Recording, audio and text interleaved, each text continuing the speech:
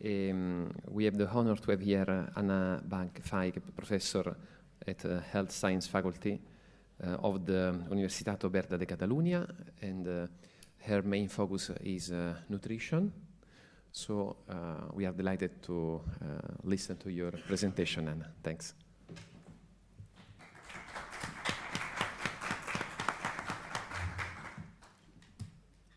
Thanks to everyone. Let's see, yes. Thanks, it's a pleasure to be here on the second conference on planetary, on One Health conference. It's a pleasure, especially because it's in my city and trying to bring that gap, no, from science to policy. So let's start.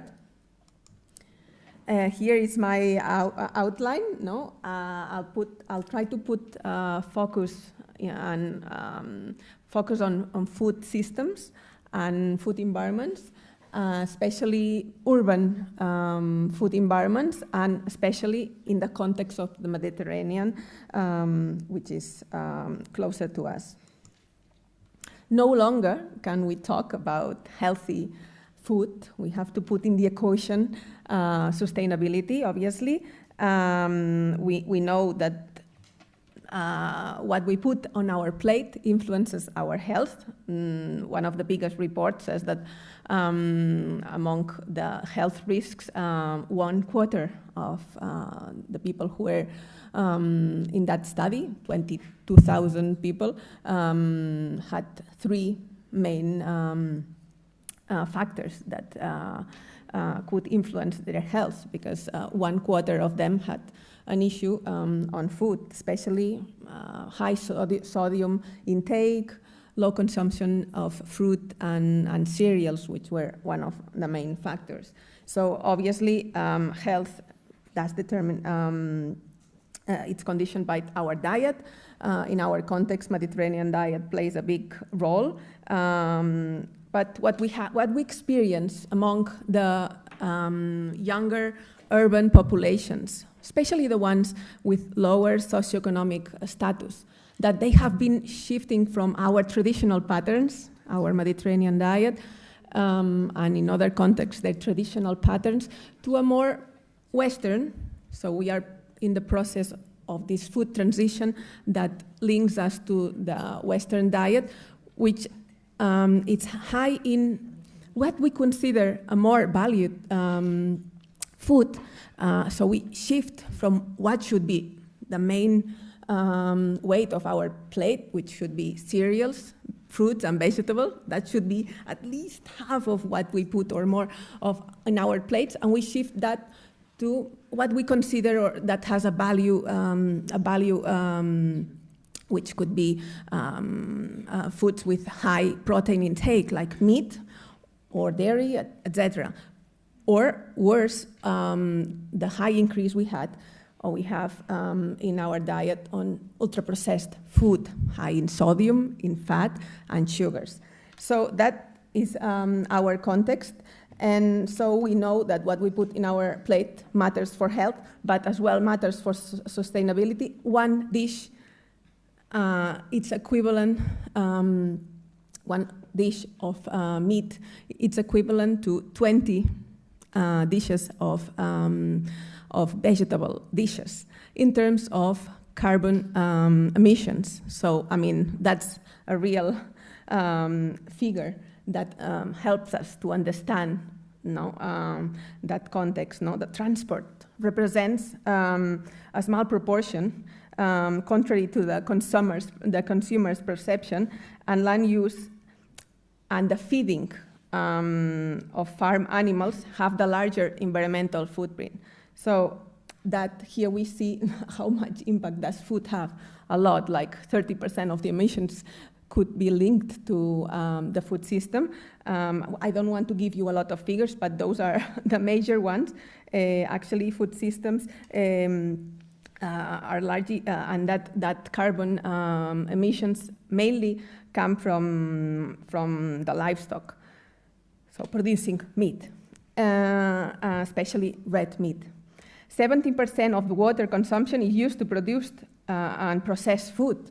And it's a really concern in the Mediterranean context, where there's water scarcity.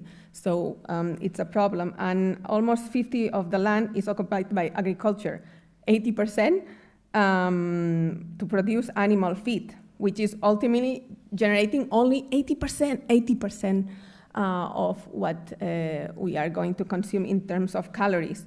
So at the same time, climate threatens public health and presents many challenges, including food safety.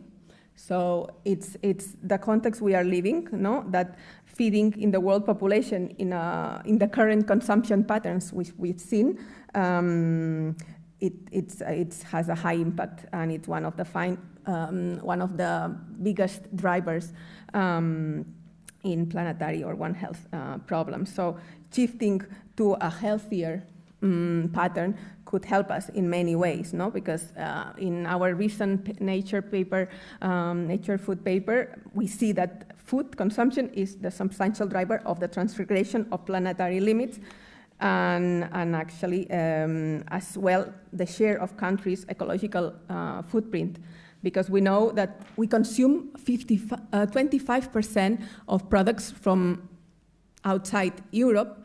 We 1/3 of what we eat, it's either lost or generates food waste. So only shifting those things could help us, like reducing a fair amount from 6% to 13% our ecological footprint if we change all those things in the European context. For giving you an example that we've been working recently. Therefore, to make changes in our diet, we must set goals, because if we don't have goals, it's difficult to tackle. And it helps us to focus on the UN Sustainable Development Goals, because sustainable diets aim to address that growing environmental and health concern related to both food production and consumption, because if we don't tackle them both, we won't succeed. So here you have a very complex system, so we really need ways to tackle everything, no? as a very complex system. And the reduction in the environmental footprint are generally proportional to the magnitude of the restriction of food of animal origin. That we know, but it's not the only issue to tackle. But we don't have to say, okay, let's eliminate meat. What would happen?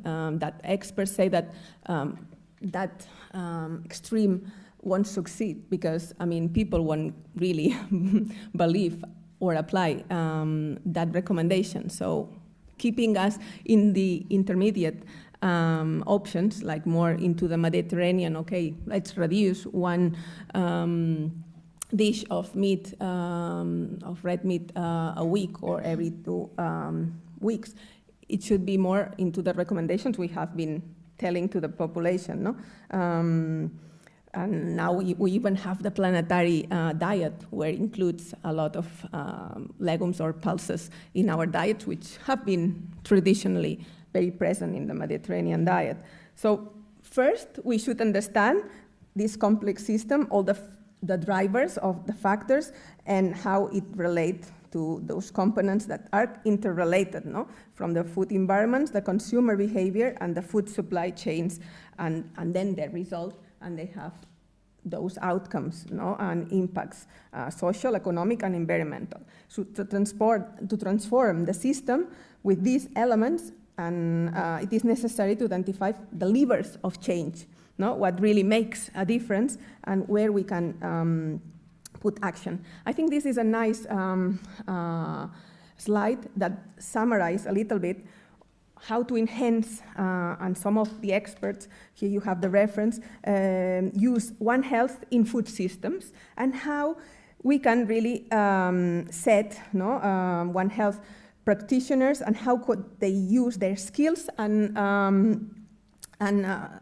system thinking in general to look beyond the traditional One Health, to know how to contribute nutrition-sensitive changes to food systems that promote structural changes for the reduction in over or undernutrition, because obviously we have in the world over and undernutrition, combined with climate change problems, like we have a trilemma, no, of health and climate concerns and diet.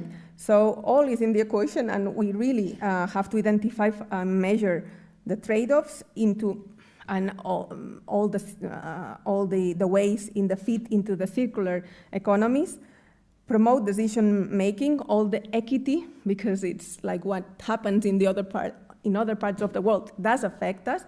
How we consume and put out in our plate has a lot of consequences, economic, but as well all the other health and environmental, as we've been. So knowledge transdisciplinary and established really evaluation frameworks to conceptualize One Health in food systems, but in an integrative health, taking into account those three aspects that really are the pillars of sustainable food systems: sustainable, social, economical, beyond the health, of course. So among the lines that we've defined in the WHO Europe consensus, that here you have the report and the paper, we tried to see what could be the actions, no, that could apply, that the different European countries could apply into transforming the food system into a more sustainable one, no? To move towards sustainable diets. What do we have? So it's as well part of the focus on our European project. Like, we need to tackle not only consumer and their individual factors, but as well the meso level, no? All the food environment, and of course, all the food system. Because if we don't connect and see the whole thing, we won't change it, no? So what should be our main focus? To switch to reach in plant origin vegetable diets to a lower animal origin ones. We said about promoting local, seasonable, obviously, less ultra-processed food, etc. So how can we do it? Promoting our traditional patterns could help, like dietary guidelines-based food dietary guidelines could help a lot. Only 20% of the countries have dietary guidelines that include the sustainability element. Here in Spain, we launched the sustainable food dietary guidelines, but we lack of a strategy. So, I mean, only having the guidelines doesn't really help. As a city, Barcelona, and in our region, we do have the convincement and the political support. There's even in Barcelona like a political food unit that helps us to really apply all those concepts, no? Because knowledge is not enough, sorry, but we have to move to a harder, like regulation and legislation, like from public awareness campaigns. It's not enough. We have to go to green public procurement, food waste reduction, reformulation. You have here all the strategies and the different, but as well into the supply, all the subsidies, incentives, and taxes, no? So move and tackle production and consumption both at the same way, no? All those could be examples in the food system. We do have challenges when we do research in food systems, no? Like we have scientific evidence on the implications of adequate nutrition. We know that for the maintenance of human and planetary, but then this is in the face of the global and environmental challenge, both at the same way. And food systems are recognized as one of the main challenges of One Health, no? We have to move to alternative and different types of proteins. So we know the traditional ones, all the pulses, but as well there's some emerging, like the algae, the fungus. Like now we are working in, we have a PhD on insect proteins. Like, so we have to be open up and see in different contexts what could be an option for our future.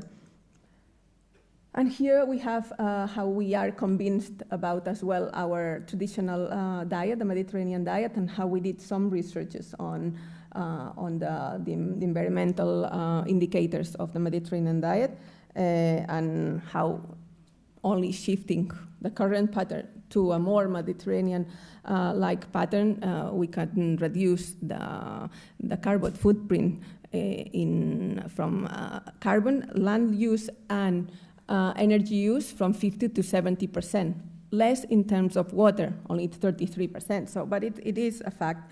And here are the summary of what evidence points us for sustainable diet, no? A more plant-rich and minimizing food waste. Here you have the recommendations in Spain that we've been mentioning, and here is our project, Plan Eat, because we are convinced on the need of finding ways to transforming our food system. It's a 4-year project by European funds, and here we want to tackle, like with 9 different, well, actually 10 other countries, but 9 living labs, this system that we were saying, no, at the micro individual level, but as well in the meso level and macro, and how does it affect behavior and really impacts, and how we measure through cost, which is really interesting, no? A way of assessing not only the environmental, the social, but health impacts in monetary, which is a way, an universal language, no?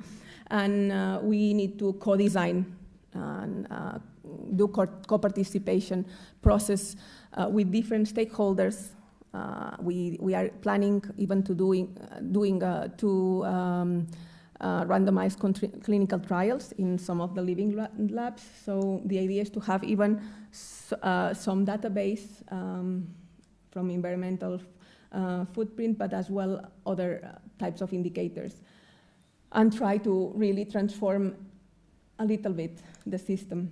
Here you have who we are, you have our context. We are trying to find citizens to give us some input with surveys, but as well we'll be conducting some activities with different strategic stakeholders to transform the 9 living labs in their own environment. We know we've been as well doing surveys in the health system, and we see that health professionals' lack of knowledge, skills, and attitudes on food sustainability. So we have to train them. And convinced of that, we know that we have to have trainings to really give them tools and skills into implementing interventions, but not only in the university setting, but as well getting to the consumer, because here I am at the conclusion. We know that we are facing into a food system that plays a central role in One Health. In one of our papers, it was one of the main ecological footprint, no? Like 1/3 it related to the food. So to follow a sustainable diet could really make a difference in that sense. So here we have that to address these challenges, we need systemic policies integrating nutritional and sustainability. And that's not enough with nutritional.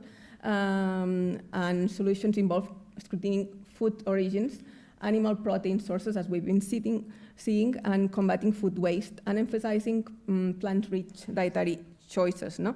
In fact, there's no longer just a matter of recovering our traditions, as we've been seeing, but as well it's for public health, but as well giving or changing our diets so that we leave the planet with the conditions for the next generations. Thank you. Thanks, Anna. Thanks, Anna.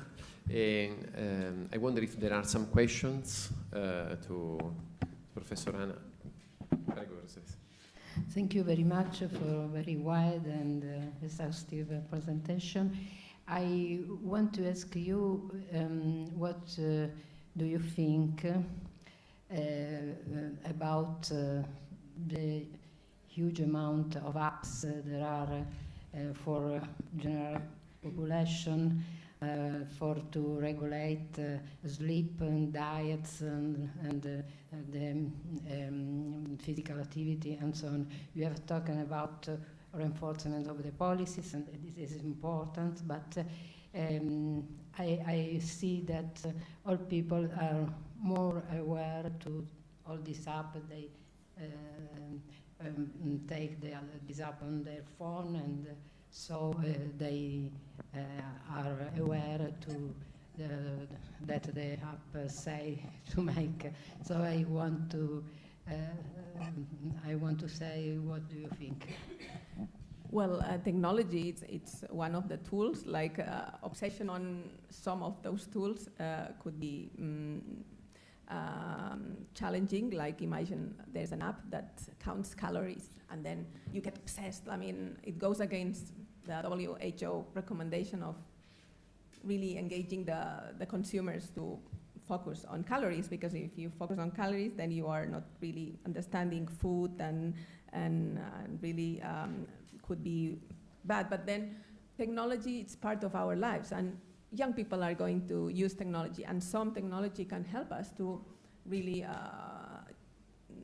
make changes in life and lifestyle. For lifestyle change, I mean, it could be very powerful. I mean, and it's going to be a tool of the future. But what happens with apps, they just really rotate. Some are not evidence-based. We've done a lot. If you search walk and apps, or we are a very technological university, and we've published a lot on obesity and using those apps, but most of them, the problem is that they are designed by people who want to make a business but not really have the knowledge, scientific knowledge, to really have the recommendations and really use behavior change, which is what we are studying with Iris, which is our PhD student on the project. That, I mean, for really making meaningful changes in the lifestyle, you need the tools, but as well changing the system. It's not only being convinced, because if socially it's difficult,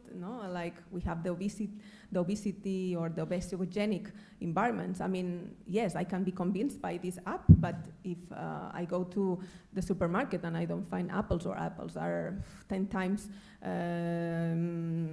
fizzy drinks or other options, so it's very difficult. I mean, that's why we need policies that really are tackling many things and not really focused on one issue. But everything it informs, it helps, but it's not enough, as we were saying. We need to transform into more regulation and more legislative structural changes in the environment, as well in the macro system. Hi, Anna. Thank you very much. Very fascinating presentation. And I wanted to ask you about how do you take into account the economic component on your projects at the local and global aspect. Just a quick example. When we work in Brazil and other main producers of beef, Argentina, Mexico, and others, from the wildlife nature component, we want to protect the forest. We want to do agroforestal stuff, very hard. And when we even want to get the data from those countries on things like prevention, said, we are not on board with you, we produce beef, this is our way of surviving. And in many of our emerging prevention meetings, we say, yeah, we need to work with these guys, and these guys that I know very well, that I like a lot, said, this is your rich problem. You don't want to pay the price economically of us being sustainable. And a good example that I know very well that we were talking at lunch is coffee. We know the price of agroforestal coffee, organic, is like 25 euros. We did a startup for it, 25 euros a kilo. Brazilians said, we don't produce that because you in Europe, with the new regulations of not importing deforestation that just appeared, you don't want to pay 20 euros a kilo. France just reduced by 5% their organic consumption because of inflation on the crisis. The organic market was hit mostly more than many others. So for many countries and many local populations, eating healthy is a rich thing. I know it's contradictory, But this is how we think. How do you account for that? Thank you. You've been, I think, agreeing with me that it's very difficult and it's a complex system. You have to look at where you are applying those recommendations, because as you were starting at saying those producers, meat producers, yeah, but as you were saying, both meat, red meat, or the different red meats, or the coffee, depending on how it's produced, it can have a really big range of emissions. So, I mean, you have to work on, okay, we can produce in a lower emission zone and has less impact on that sense, but as well try to diversify the other alternatives of meat. I mean, yesterday I was in Daniel de Carazo, which is dairy factory. Like now they are diversifying. I mean, they have the plant-based and they have the other. The same with local production producers. You have to work on that, and you have to change as well the attitude of the consumers and shift that, because if not, they're not going to buy it. So it's really complex. And as well in some vulnerable areas, which are the ones suffering more for food security and vulnerability, I mean, it's really hard because their structure, as we were saying, of obesogenic environments, then you actually don't have access to those food because of economic. It's only one factor, but it's a big barrier. And actually we have to deal with this, because if we don't deal with that problem, let's stop doing anything. So it's really, you have to put, maybe you know the recommendation, but maybe you have to stay in between, because there's that social, that all the other factors that have to be weighted as well there. So challenging. It has to be balanced, no? We cannot make and state principles that are too much far from the real situation. It was a balanced approach that was proposed also this morning by the director of WHO Amina of the One Health department. So we have to balance and take into account the real world conditions. Otherwise, we do not get even to the middle if we set the objective just theoretically too much higher. There is another question from Gabriella. Yes, I have a. Can you hear me? Yeah. Yes, I have a question. So the Mediterranean diet is being proposed, and I believe it's a great idea. However, in the context of the U.S., as he mentioned, it's become this organic sphere. It's become more of the wealthy, right? So we have that, organic is only accessible and available to them. If we, in the US, if you go to a farmer's market, similar here in Barcelona, prices are really expensive if you just buy oranges. So it comes to the point of, I have a few dollars, so what can I do to survive? So people are turning to fast food as a remedy, and this has becoming an issue concerning health, as people are now becoming,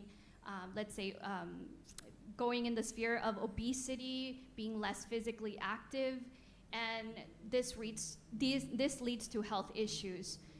So what can, I know this is a larger topic. It's also leading to, farmers, maybe making better choices. Also the government, every government has different regulations and policies, and there's a whole sphere behind it. But is awareness the only thing we can do? What can we do in this case, for example, of the US, where food is not accessible to the average consumer, and you have to go to eating unhealthy, right? As being a remedy. I know it's very different here in Europe. The European Union regulations are much more stricter. And so I wanted to hear your thoughts on that and what we can do. Thank you.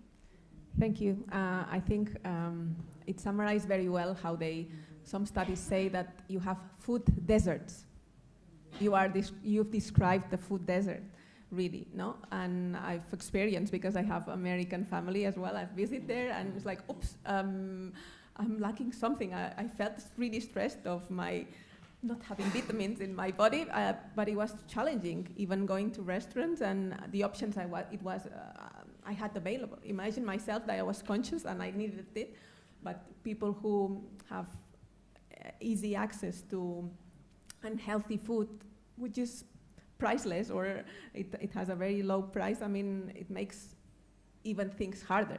Here in the Mediterranean, yes, we have some studies that if you really select food and the things on offer and the seasonal products, you can really reduce the price. But there you don't have so much that option, or you really have to have lots of convincement and be motivated to overcome many barriers, among them the price. So I think it's structural. So I mean, if you put lots of money to provide, you know, it's like you had some milk and even meat, some subsidies. Why don't convincing the politicians to be the first? Because if you don't change the structural environments and how you put focus on the accessibility, it's really hard. Yes, you can convince people that if they move or change their habits, they would feel better, and that helps. But I mean, only the more convinced that they don't have other problems and they can focus on, okay, let's have healthier habits, they would do. So first convince the politicians. I think that will help, and change what you can in your environment. Okay, you are in a school, then try to change the food supply, and so change your own environment to change other things, but first political, I think, because here at least we have WHO and all the countries that more or less are following, you know, some guidelines, and we have some traditional patterns that help us remember what should be, or more or less is healthy, you know? But it is challenging, those food deserts that you are having, yes. Okay, maybe there is another question. Can we have a microphone? Or later? For time's sake, we should go to the other and to the second presentation, and then finish all questions for both. Very good. Great.